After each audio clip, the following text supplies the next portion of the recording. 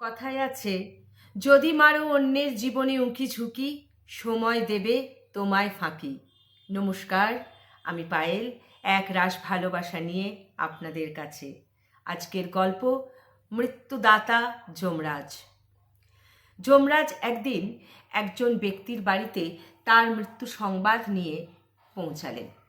তো যমরাজের খুব খিদে পেয়ে গেছে। যমরাজ সেই ব্যক্তিকে বললেন তাকে যদি কিছু খাবার দেওয়া হয়, তিনি ক্ষুধার্ত। তো সেই ব্যক্তি যমরাজের জন্য জল কিছু খাবারের ব্যবস্থা করলেন এবং যমরাজকে দিলেন। তখন যমরাজ খেতে খেতে বলছেন, তুমি জানো আমি কে? আমি যমরাজ, তোমাকে নিতে এসেছি। কিন্তু তুমি আমাকে খাবার দিয়ে আমার ক্ষুধাকে নিবৃত্ত করে তুমি আমাকে খুশি করেছো। আমি তোমাকে একটা আশীর্বাদ করছি, এই নাও একটি খাতা দিলাম, তোমার মনের যা ইচ্ছা তুমি এটাতে লেখো এবং তোমার ইচ্ছে মতো যা কিছু আমি সেটা তোমাকে প্রদান করব। তোমার হাতে 5 মিনিট সময়। ভদ্রলোক খাতাটি নিলেন। খাতাটি নিয়ে উনি যেই প্রথম পাতা উল্টেছেন, দেখছেন সেখানে লেখা আছে তার সামনের বাড়ির ভদ্রলোকের 3 কোটি টাকা লটারি উঠবে। দেখে সেই ভদ্রলোকের ভালো লাগলো না। ওর 3 কোটি টাকা লটারি উঠবে, ওর এমন কি এমন নেই যে ওর এতই ভাগ্য ভালো। উনি ফট করে লিখে দিলেন, না এটা যেন না হয়। দ্বিতীয় পাতা উল্টালেন। দ্বিতীয় পাতা উল্টাতে সেখানে লেখা আছে তার পাশের বাড়ির ডান দিকেই থাকে একজন নেতা।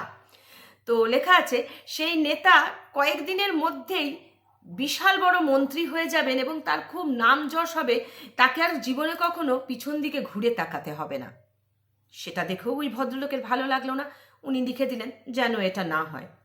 3 নম্বর পাতা উল্টালেন। ওখানে লেখা আছেন ওনার পিছন দিকে যে বাড়িতে যিনি থাকেন, ওনার লেখা আছে ওনার আর কিছুদিনের মধ্যেই 4 চাকা হবে, উনি বাইকে করে যান। তো সেটা দেখেও ওনার ভালো লাগলো না। বাবা, ওর এমন কি অবস্থা যে ওর 4 চাকা হতে হবে? তো উনি ফট করে লিখে দিলেন, না ওনার ওইটা অকাতই নয় 4 চাকার, উনি বাইকে আছেন, যেন বাইকেই থাকেন, উনি বাইকেই যাওয়া আসা করেন। তারপরের পাতা উল্টালেন। সেখানে লেখা আছে তার বাঁ দিকের বাড়ির ভদ্রলোকের আরও কিছু বিজনেস ব্যবসায় উন্নতি হবে। সেটা দেখে তিনি তো আরও রেগে গেলেন যে এমনিতেই তো এত টাকা, আরও উন্নতি হতে হবে। উনি লিখে দিলেন, না ওনার যেন উন্নতি না হয়, বরং ওনার ব্যবসা যেমন আছে তার থেকে যেন পড়ে যায়। যখন 5 নম্বর পাতা উল্টালেন, এবার নিজের কথা লিখবেন, যমরাজ তার হাত থেকে খাতাটা কেড়ে নিলেন। বললেন, আরে যমরাজ, তুমি খাতাটা কেড়ে নিলে যে, আমি তো এবার আমার কথা লিখবো। তোমার টাইম আপ।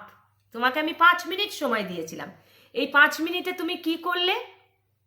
তোমার সামনের বাড়ি, ডান পাশের বাড়ি, বাঁ পাশের বাড়ি, পিছনের বাড়ির লোকেদের ক্ষতি চাইলে। তুমি তাদের লেখাগুলো দেখে তোমার ভেতরে ঈর্ষা হলো, হিংসা হলো, তুমি সেখানে লিখে দিলে তাদের যেন সেগুলো না হয়। যখন তোমার টাইম এলো তখন তোমার সময় সমাপ্ত, তোমার আর লেখার মতন কিছুই থাকলো না, নিজের জন্য করার মতন কিছুই থাকলো না। ভীষণ ছোট্ট একটা গল্প, তাই না? কিন্তু এই গল্পটার থেকে আমাদের কতটা শিক্ষা পাওয়া যায় বলুন তো? যে আমরা আমাদের জীবনে অন্যের দিকে তাকাতে গিয়ে নিজের মূল্যবান সময়টাকে হারিয়ে ফেলি। ওর অমুকটা আছে, কেন আছে? ওর অমুকটা খারাপ, তুসুকটা অমুক। নিজের কথা ভাবতে হবে, নিজে আমি কতটা সময়ের সাথে নিজেকে করে উঠতে পারবো। সময় তো খুব কম, সেই সময়ের সাথে আমাকে নিজেকে তাল মিলিয়ে ঠিক টাইমলি সবটা করতে হবে। অন্যের দিকে তাকিয়ে অন্যের ক্ষতি চাইলে কখনো নিজের ভালো হয় না। যেমন ওই যে ওই ভদ্রলোকের নিজের যখন টাইম এলো লেখার, অন্যের ক্ষতি করতে গিয়ে, অন্যের সম্বন্ধে খারাপ ভাবনা ভাবতে গিয়ে, অন্যের জিনিসটা পড়তে গিয়ে তার সময় যমরাজ খাতাটা কেড়ে নিল। আমাদের ক্ষেত্রেও তাই। আমরা যদি নিজেদের এই ক্ষুদ্র জীবন অন্যের কথা ভেবে, অন্যের দিকে তাকিয়ে, অন্যকে হিংসা করে, অন্যকে ঈর্ষা করে, অন্যের ক্ষতি চেয়ে পার করে দিই, তাহলে নিজের ভালো হবে কি করে?